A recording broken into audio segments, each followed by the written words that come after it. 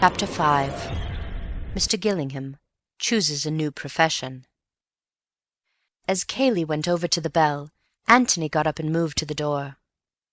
"Well, you won't want me, I suppose, Inspector," he said. "No, thank you, Mr. Gillingham. You'll be about, of course." "Oh, yes."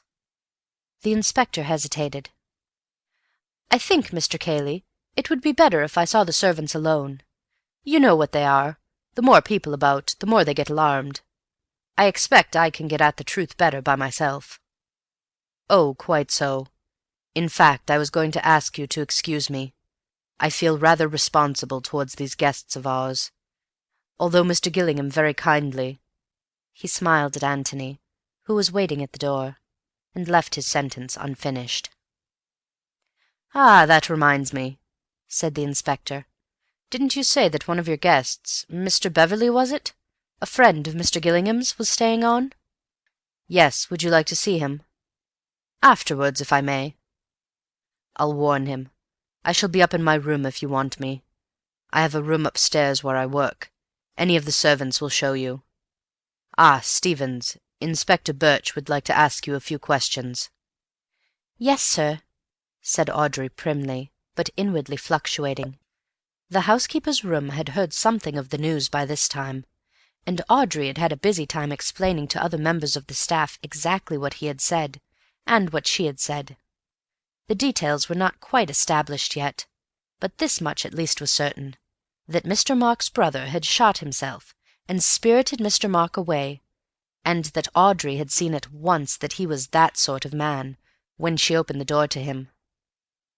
She had passed the remark to Mrs. Stevens, and Mrs. Stevens, if you remember, Audrey, had always said that people didn't go away to Australia except for very good reasons. Elsie agreed with both of them, but she had a contribution of her own to make. She had actually heard Mr. Mark in the office threatening his brother. "You mean Mr. Robert?" said the second parlour-maid. She had been having a little nap in her room, but she had heard the bang. In fact, it had woken her up. Just like something going off it was. "It was Mr. Mark's voice," said Elsie firmly. "Pleading for mercy?" said an eager-eyed kitchen-maid hopefully from the door, and was hurried out again by the others, wishing that she had not given her presents away. But it was hard to listen in silence when she knew so well from her novelettes just what happened on these occasions. "I shall have to give that girl a piece of my mind," said Mrs. Stevens. "Well, Elsie?" "He said, I heard him say it with my own ears, 'It's my turn now,' he said, triumphant-like." "Well, if you think that's a threat, dear, you're very peculiar, I must say." But Audrey remembered Elsie's words when she was in front of Inspector Birch. She gave her own evidence with the readiness of one who had already repeated it several times, and was examined and cross-examined by the inspector with considerable skill. The temptation to say, "Never mind about what you said to him," was strong, but he resisted it, knowing that in this way he would discover best what he said to her. By this time, both his words and the looks he gave her were getting their full value from Audrey, but the general meaning of them seemed to be well established. "Then you didn't see Mr. Mark at all?" "No, sir. He must have come in before and gone up to his room, or come in by the front door, likely enough, while I was going out the back." "Yes. Well, I think that's all I want to know. Thank you very much. Now, what about the other servants?" "Elsie heard the master and Mr. Robert talking together," said Audrey eagerly. "He was saying, Mr. Mark, I mean." "Ah! Well, I think Elsie had better tell me that herself. Who is Elsie, by the way?" "One of the housemaids. Shall I send her to you, sir?" "Please." Elsie was not sorry to get the message. It interrupted a few remarks from Mrs. Stevens about Elsie's conduct that afternoon, which were, Elsie thought, much better interrupted. In Mrs. Stevens' opinion, any crime committed that afternoon in the office was as nothing to the double crime committed by the unhappy Elsie. For Elsie realized too late that she would have done better to have said nothing about her presence in the hall that afternoon. She was bad at concealing the truth, and Mrs. Stevens was good at discovering it.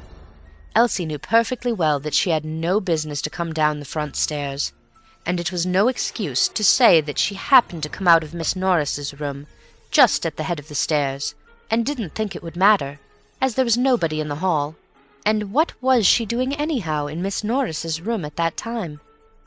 Returning a magazine? Lent by Miss Norris, might she ask? Well, not exactly lent. Really, Elsie? And this in a respectable house? In vain for poor Elsie to plead that a story by her favourite author was advertised on the cover, with a picture of the villain falling over the cliff. "That's where you'll go to, my girl, if you aren't careful," said Mrs. Stevens firmly. But of course there was no need to confess all these crimes to Inspector Birch. All that interested him was that she was passing through the hall and heard voices in the office. And stopped to listen? "Certainly not," said Elsie with great dignity, feeling that nobody really understood her. "I was just passing through the hall, just as you might have been yourself, and not supposing they was talking secrets, didn't think to stop my ears, as no doubt I ought to have done." She sniffed slightly. "Come, come," said the inspector soothingly. "I didn't mean to suggest—" "Everyone is very unkind to me," said Elsie between sniffs. "And there's that poor man lying dead there, and sorry they'd have been, if it had been me, to have spoken to me as they've done this day." "Nonsense, we're going to be very proud of you. I shouldn't be surprised if your evidence were of very great importance. Now then, what was it you heard? Try to remember the exact words." "Something about working in a passage," thought Elsie. "Yes, but who said it?" "Mr. Robert." "How do you know it was Mr. Robert? Had you heard his voice before?" "I don't take it upon myself to say that I had had any acquaintance with Mr. Robert, but seeing that it wasn't Mr. Mark, nor yet Mr. Cayley, nor any other of the gentlemen, and Miss Stevens had shown Mr. Robert into the office not 5 minutes before—" "Quite so," said the inspector hurriedly. "Mr. Robert undoubtedly. Working in a passage?" "That was what it sounded like, sir." Working a passage over? Could that have been it?" "That's right, sir," said Elsie eagerly. "He'd worked his passage over." "Well?" "And then Mr. Mark said loudly, sort of triumphant-like, 'It's my turn now, you wait.'" "Triumphantly?"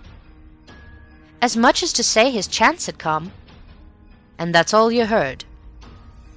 "That's all, sir. Not standing there listening, but just passing through the hall, as it might be any time." "Yes. Well, that's really very important, Elsie. Thank you." Elsie gave him a smile and returned eagerly to the kitchen. She was ready for Mrs. Stevens or anybody now. Meanwhile, Antony had been exploring a little on his own. There was a point which was puzzling him. He went through the hall to the front of the house and stood at the open door, looking out onto the drive.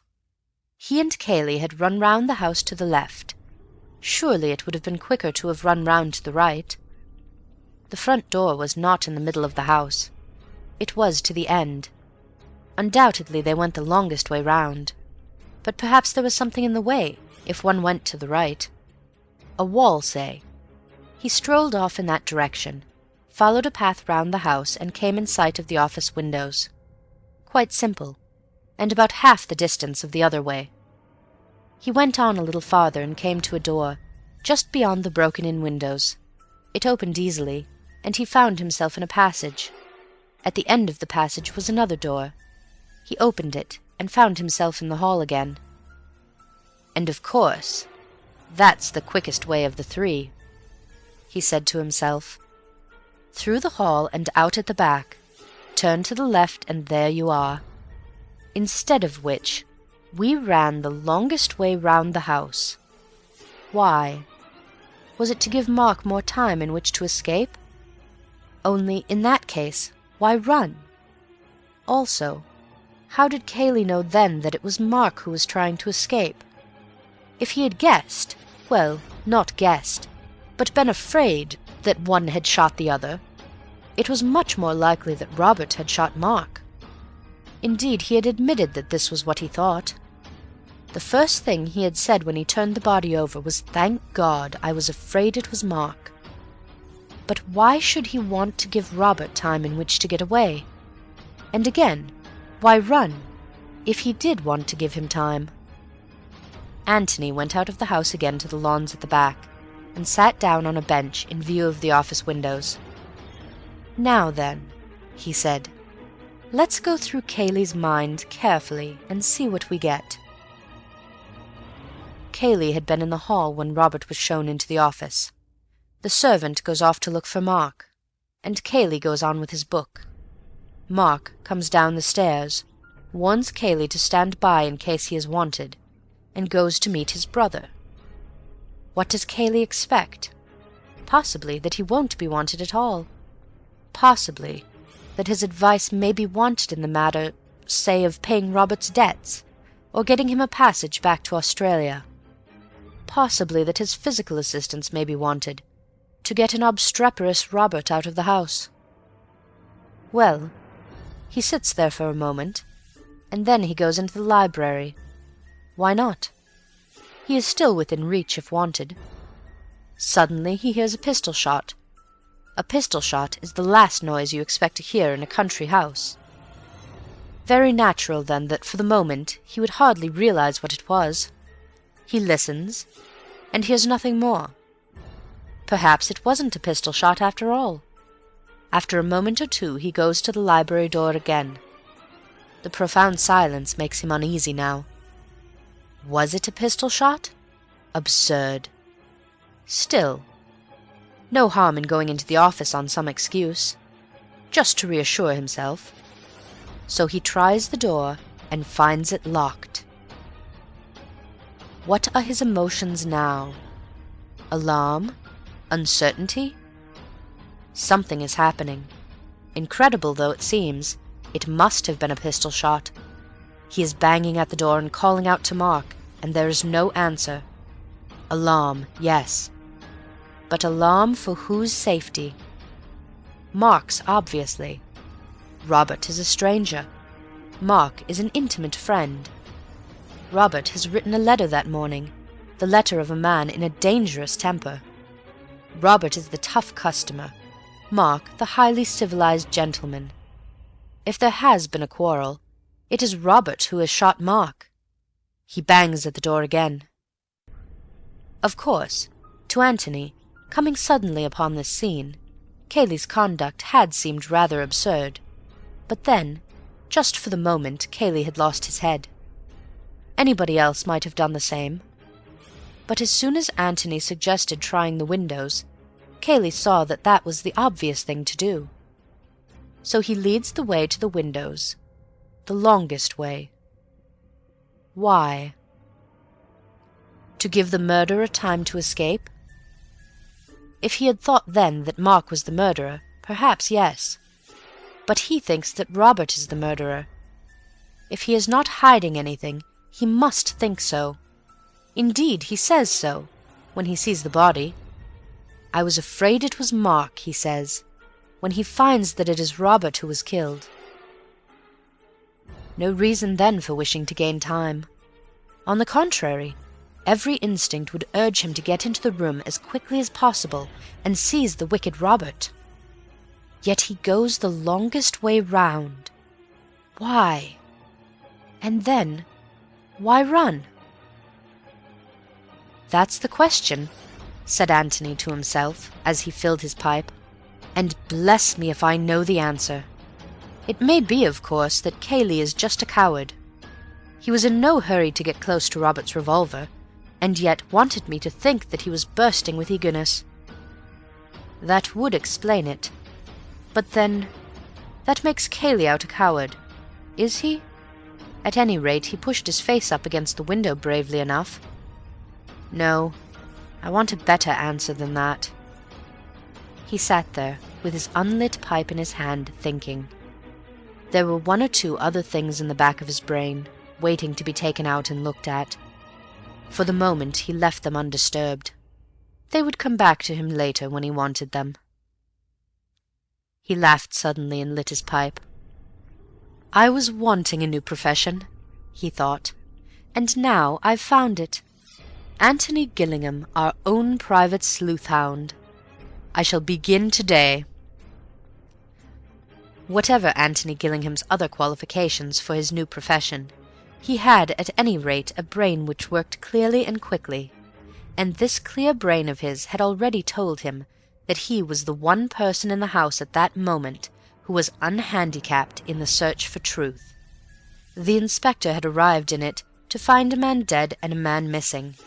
It was extremely probable, no doubt, that the missing man had shot the dead man, but it was more than extremely probable. It was almost certain that the inspector would start with the idea that this extremely probable solution was the one true solution, and that in consequence he would be less disposed to consider without prejudice any other solution.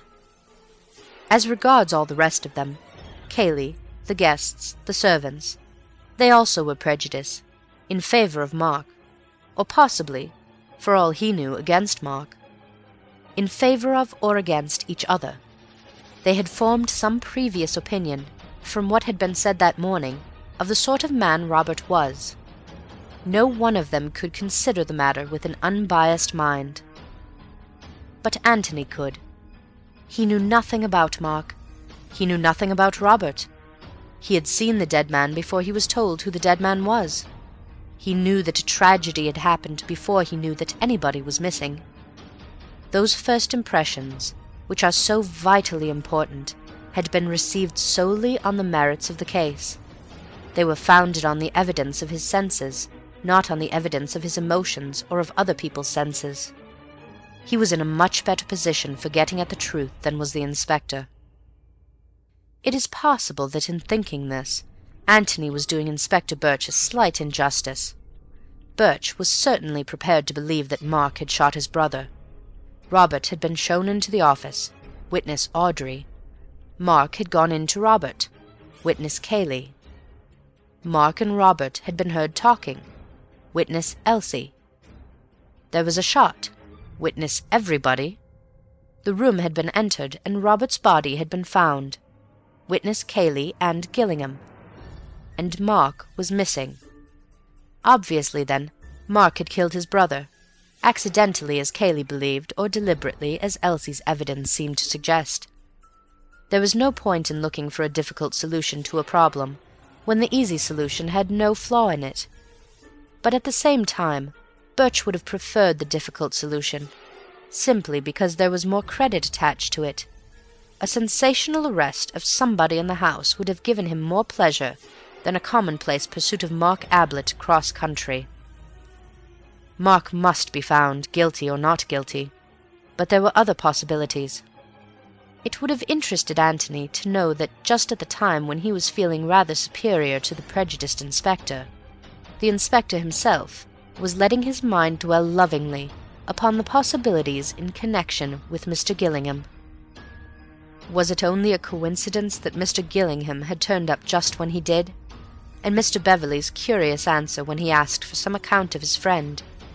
An assistant in a tobacconist's, a waiter. An odd man, Mr. Gillingham, evidently. It might be as well to keep an eye on him. End of Chapter 5.